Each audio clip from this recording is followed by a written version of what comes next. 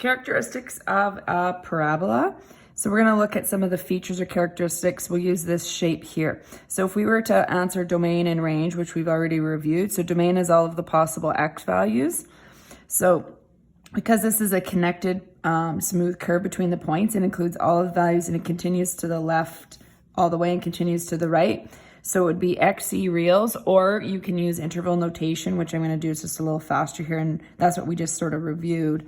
Negative infinity to positive infinity. The range is all the possible y values. So it doesn't go below the x-axis here, meaning y equals 0 is the smallest number to infinity.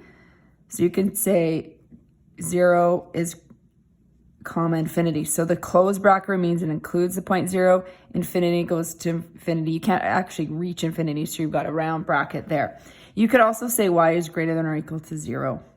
X-intercepts are where it touches or crosses the x-axis. So if we take a look here, that's at 0. So we can say x equals 0. There's just one in this question.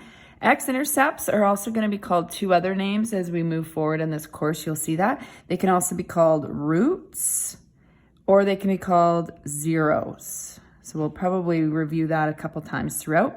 Y-intercepts would be where it crosses the y-axis, and in this case happens to be y equals 0 as well.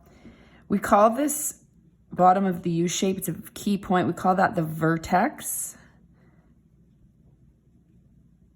So the vertex is the ordered pair, you write it as an ordered pair 0, 0. So it's the x and y point.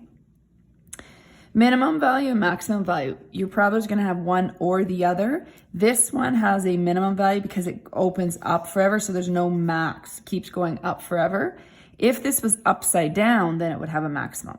Okay, so there's no maximum value. We'll write none in there. The minimum value is where the lowest point is. Now, it's important to write this as an equation. So this would be where y equals 0. All right. This turns out that it's the y value of the vertex all the time. Now, of course, we've got 0 in this example a lot, but we'll look at that further later on. So it's always the y value of vertex when we're looking at max and mins.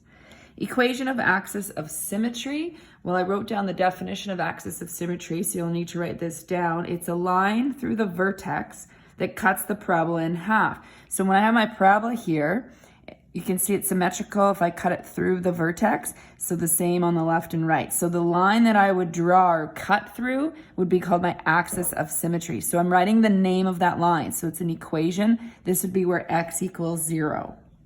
So I mentioned it with minimum value 2. These two have to be written as an equation.